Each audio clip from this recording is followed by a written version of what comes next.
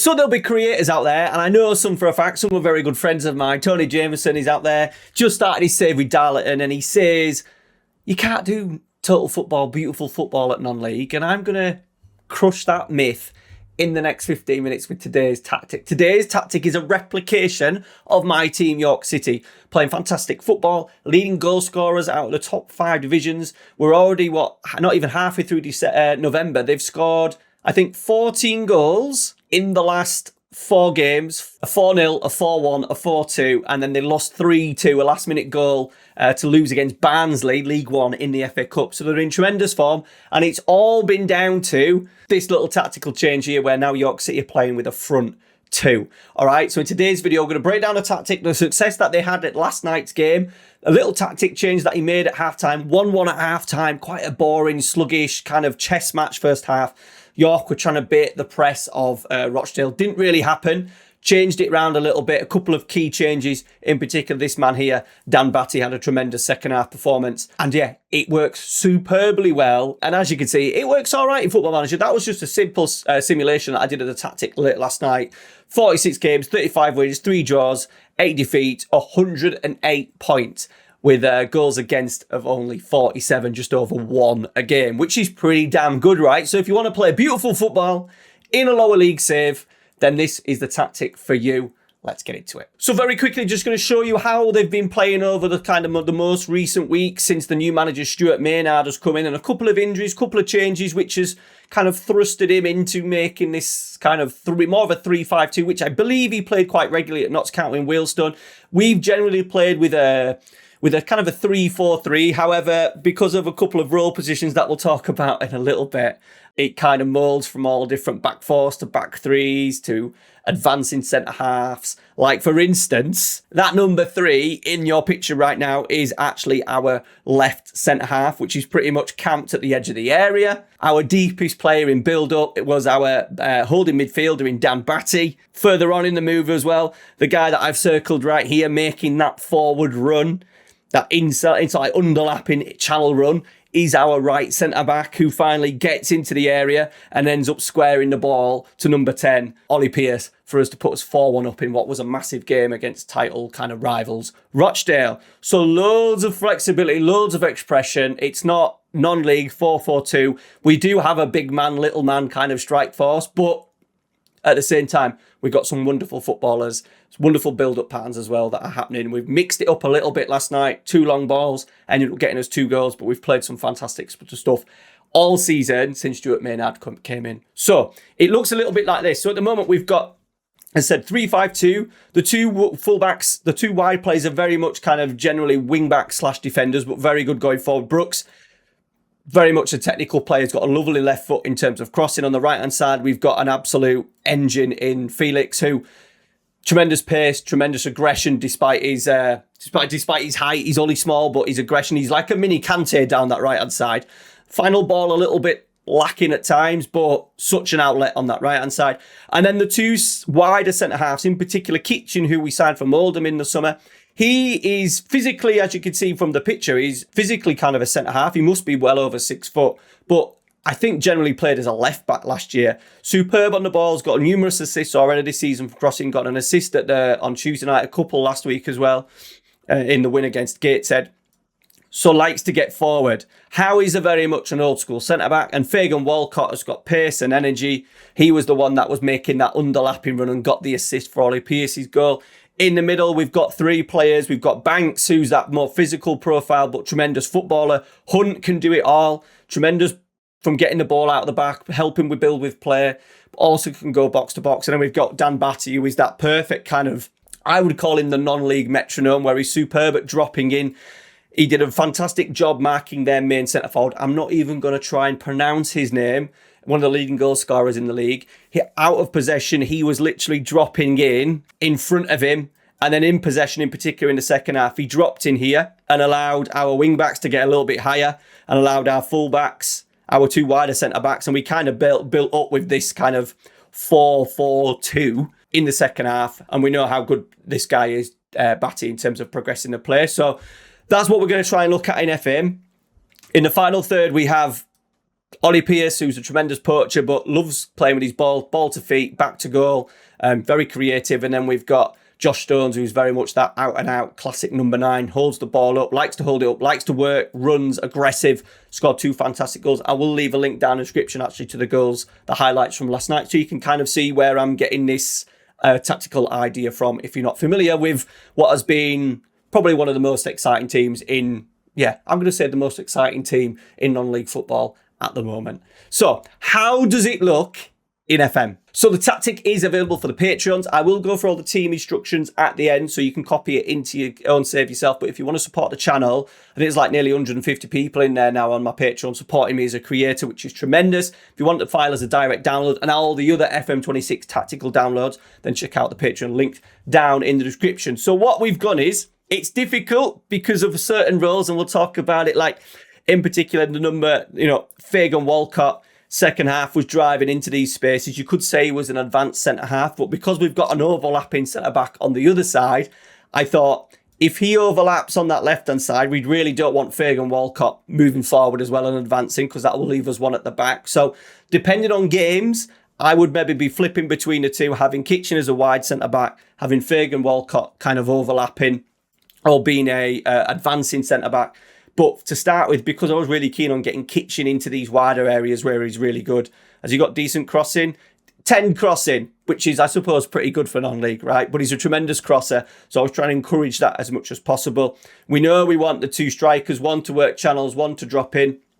Batty's as the half-back will naturally drop in as well. And we've just got Howe as a general centre-back. So, goalkeeper, Harrison Mayle. York City fans, any of York City fans, probably over the age of 40, don't like Harrison Mayle because he does the old Brighton De Zerbi bait in the press where he holds on to the ball. You won't see it in the highlights, but especially early on first half, Rochdale sat off and he was trying to bait the press and he was literally just rolling the ball. And of course, old Yorkshire men behind me were shouting, get it forward, and not really understanding what he was trying to do. And as well at the same time, which I don't think a lot of people realise, we're actually playing into a strong wind in the first half. So booting it forward probably wasn't the greatest idea. So we've got ball playing goalkeeper for Harrison Mayle, wide centre back for Fagan Walcott.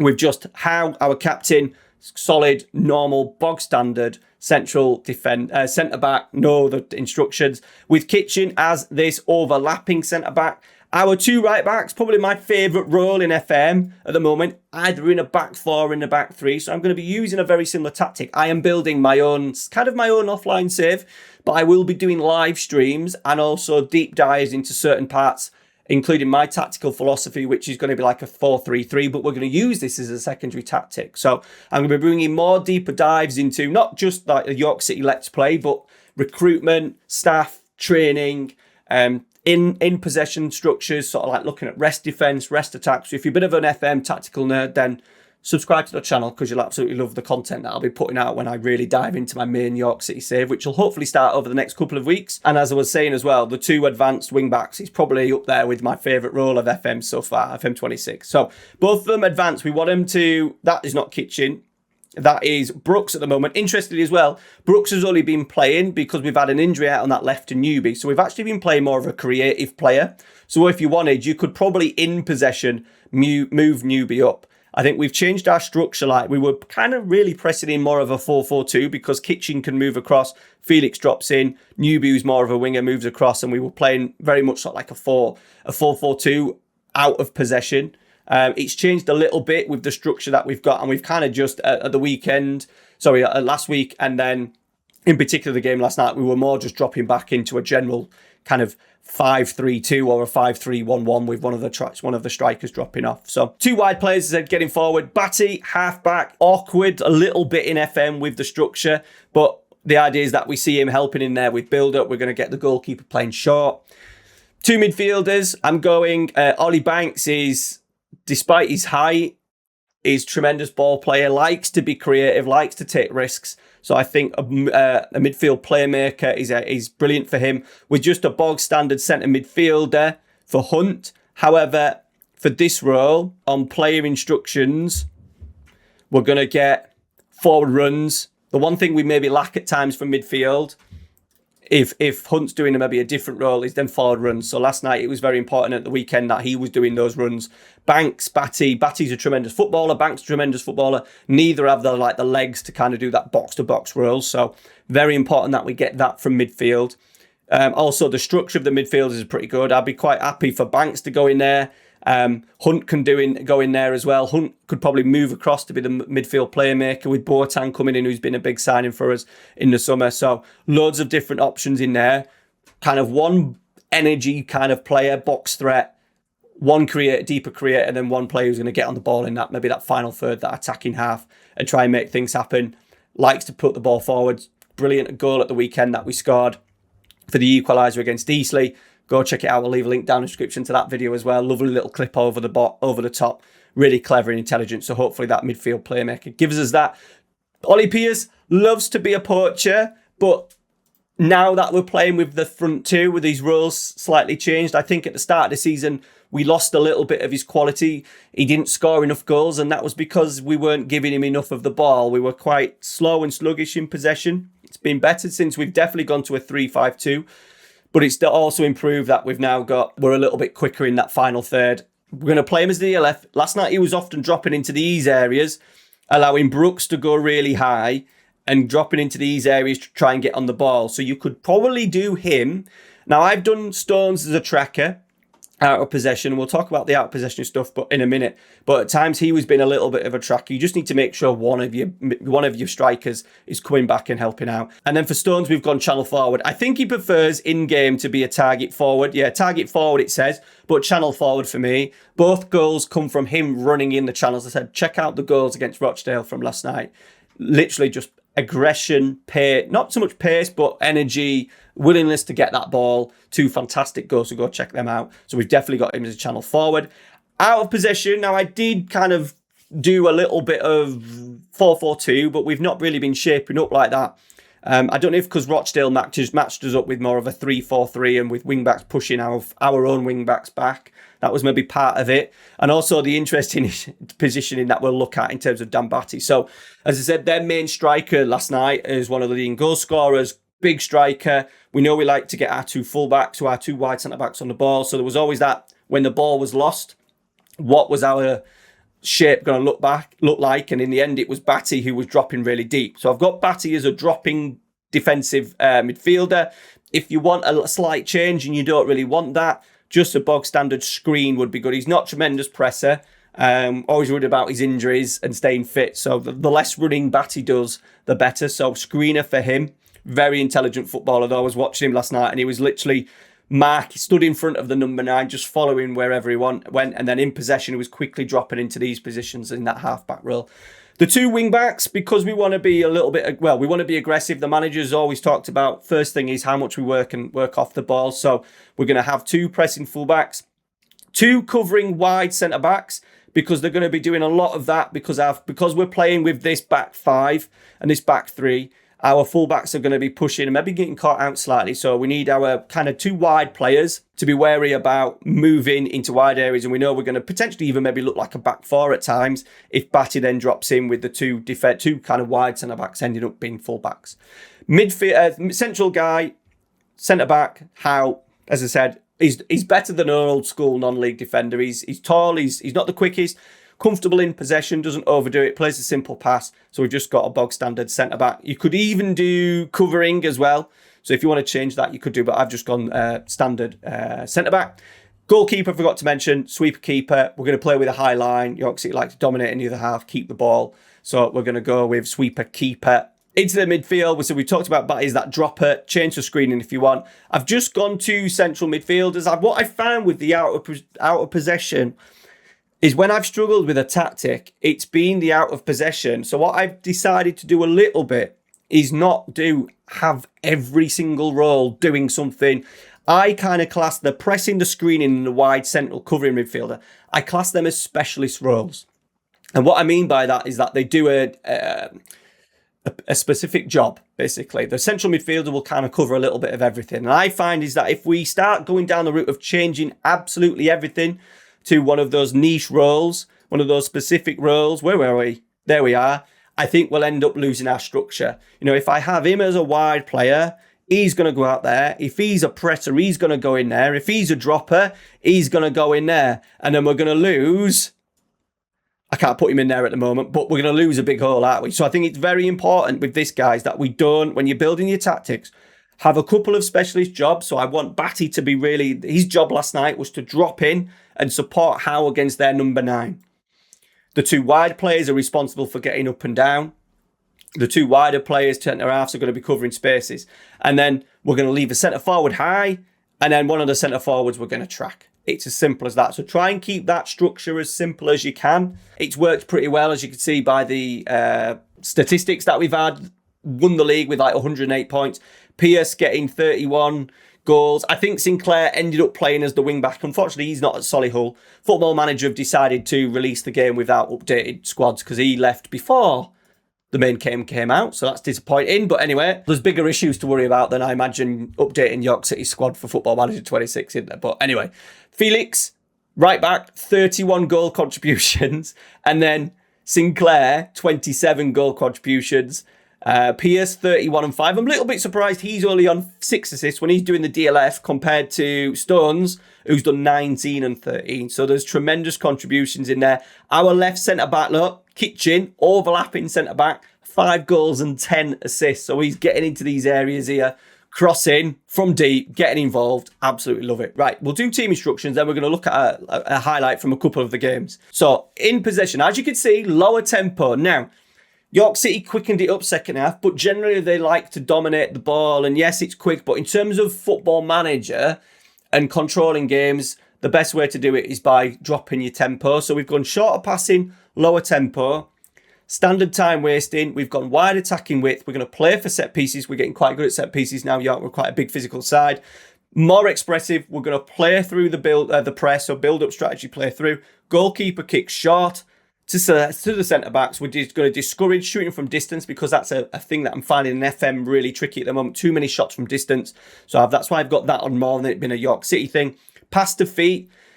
We do like to clip the ball into the channels, generally for maybe Felix and Stones, but everyone else likes the ball at the feet. Banks, Hunt, Batty, Pierce, if I've not mentioned, all like the ball at the feet. So that's what we're going to go with for that.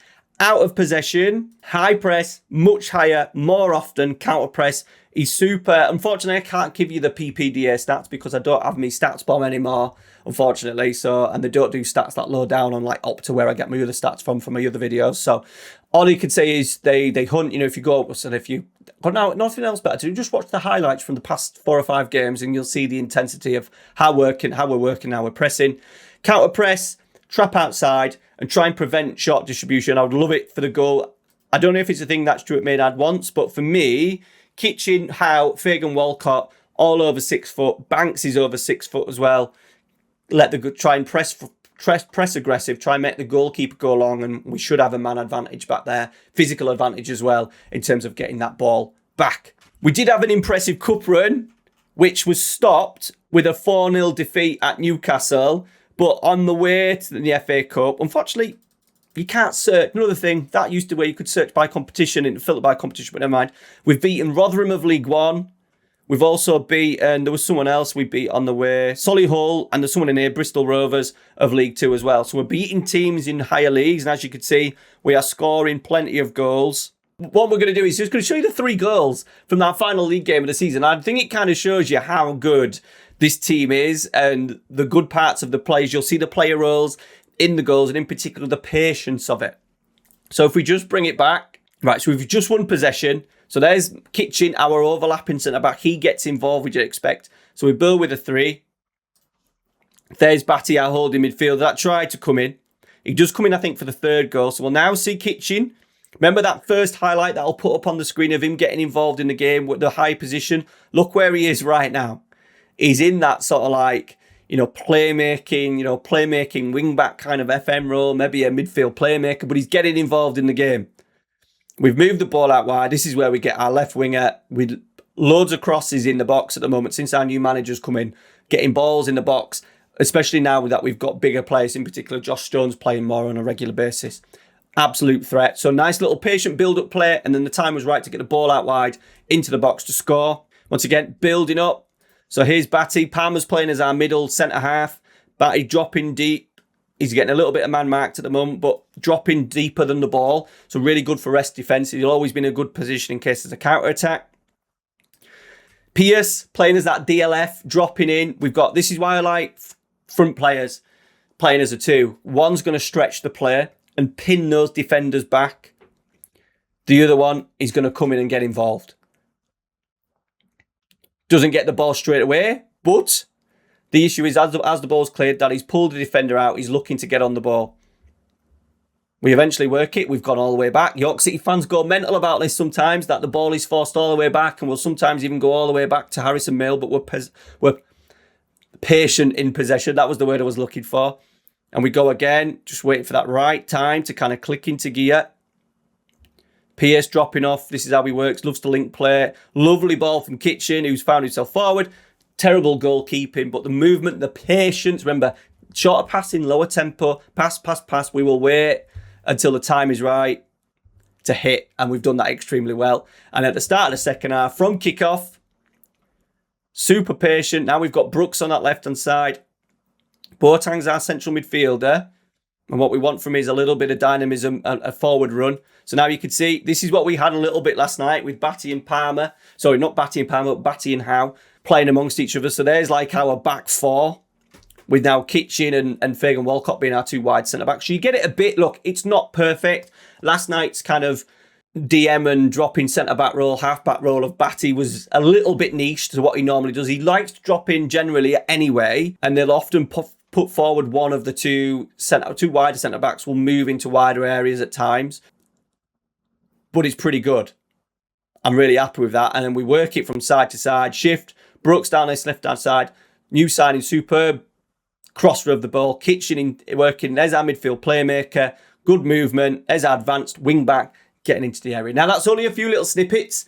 I thought I would just show you it, just to prove a point, because I'm sick of kind of, when I watch creators, I said, Tony, as much as I love his content, has always said, you can't play football this way in non-league, and we've just proved it wrong. And I've managed to prove it wrong with a 15 minutes putting a tactic together and a quick half-an-hour simulation. So there you go. We may do more York City content over the time. We'll call it non-league. And I said I'm diving into my main save, where I'm kind of slow save, covering absolutely everything. And when the time's right to make a video out of it, I will be making a video, and I'll kind of talk about my progress, but it'll be focused on either recruitment, a certain aspect, a certain role. So we might dive more into the overlapping centre-back in a certain video, and I'll be using my York City save as an example of that. So if you've liked what you've seen today, I'd appreciate it if you smash a like, give us a subscribe, check out that Patreon as well, watch all them York City highlights. I'll leave a link to York City's YouTube channel down there so you can go and watch the quality we've got in non-league. There you go, total football and non-league, done.